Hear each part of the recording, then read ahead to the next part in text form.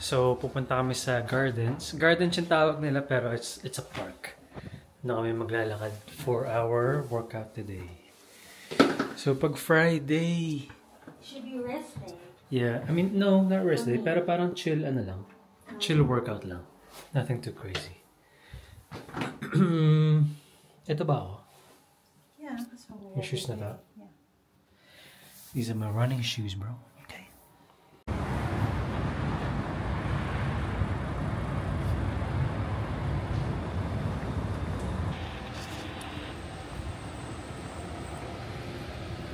Ito yung workout namin for this morning.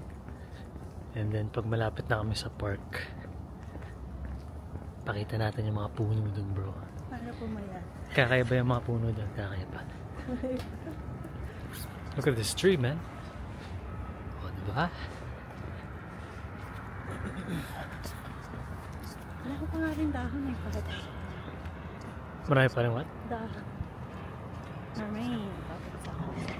Wow. Yung kapitbahay natin. Tumatakbo na.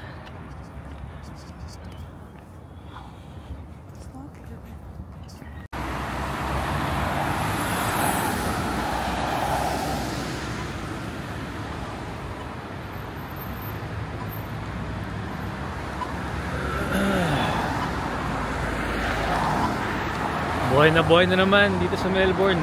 Daming kotse. Woo!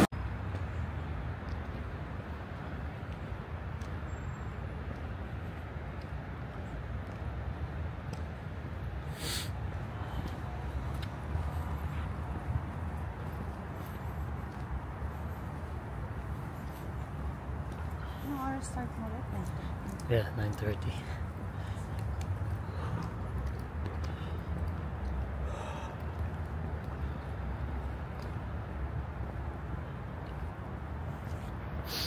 Iba ng temperature ngayon. Let's see. 10 degrees? 10 degrees, okay. So it is pretty cold.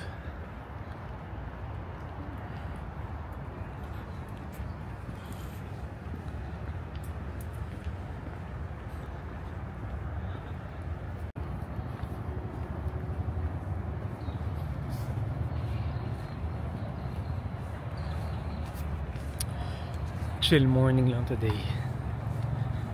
Tahimik lang dito sa park. Oh, tennis. Nice.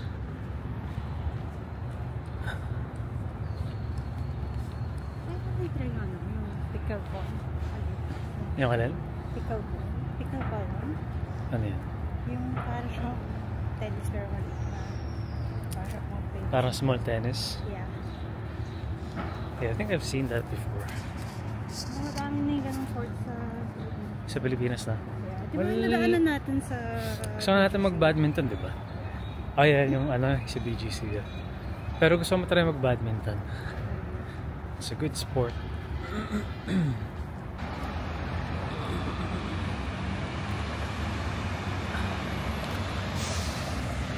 So dito sa Melbourne, marami silang mga gardens or parks in the middle of the city, which is nice.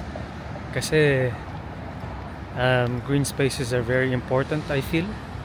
Kaya yung mga tao dito mas, you know, they like spending time sa parks and stuff like that, or just being in nature. Because I think it's very important. Para ano lang din, pampa-clear ng head. Yeah, kasi pag alam mo yun, pag nasa city ka lang or parang puro concrete lang yung nakikita mo, puro kalsada, ingay ng kotse, ingay ng ibang tao, parang nakakapagod, diba? So importante na may green spaces like this or just being in nature.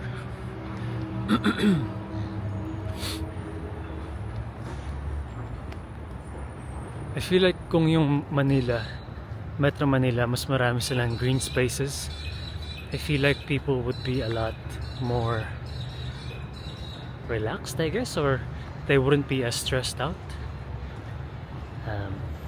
But yeah, yun lang yung sa tingin ko. Anyway.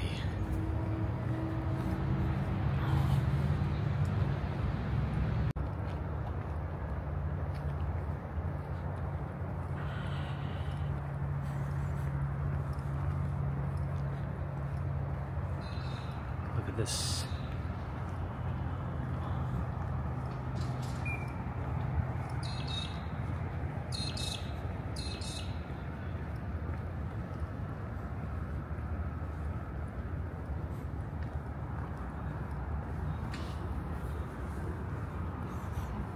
Whoa. So, isipin natin yung mga hayop like yung mga ibon and stuff like that. Hindi nila kailangan mag-work.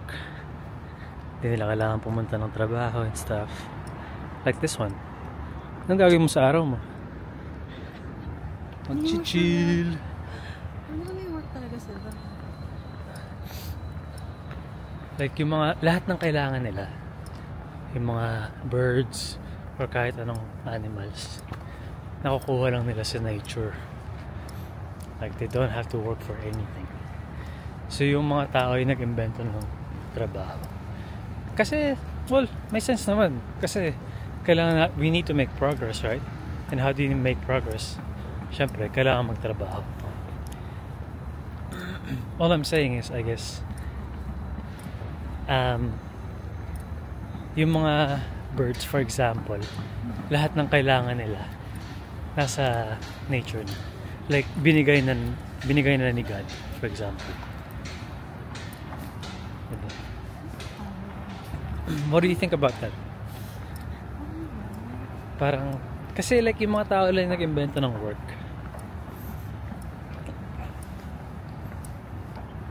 I guess yung mga ants or yung mga bees, they have jobs to do kasi may mga assignments sila sa kanya-kanya nilang mga colonies. Pero for them, natural lang, di ba? I don't think they think about it as work kasi yun yung kailangan nilang gawin. Nagihan ka ba sa buhay mo? Or bubuyog. Jollibee. So I guess pag may work ka na hindi feeling na work, then that's good. Kasi parang yun yung naturally, yun yung bagay na alam mong dapat mong ginagawa, I guess. Katulad ng mga bees and ants. Wala. May sense ba yung sinasabi ko? Hindi mo alam? Why? Yung concept ng work? Kasi di ba yung pinapanood natin yung video kagabi? Sinabi nila na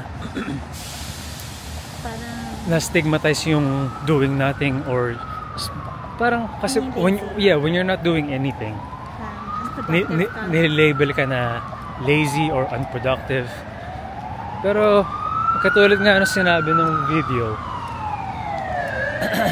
mas nag-create ng new ideas there's when you're being lazy. Yeah, there's value in relaxing and not doing anything. Kasi dun ka nagkakaroon ng space to think for yourself, to think about new ideas, to be creative. Kasi if you're always busy or if you're always trying to do something, always trying to be productive, hindi ka masyado nagkakaroon ng space to think about other things. Yun lang sa tingin ko. Like, just my own observation based on my personal experience.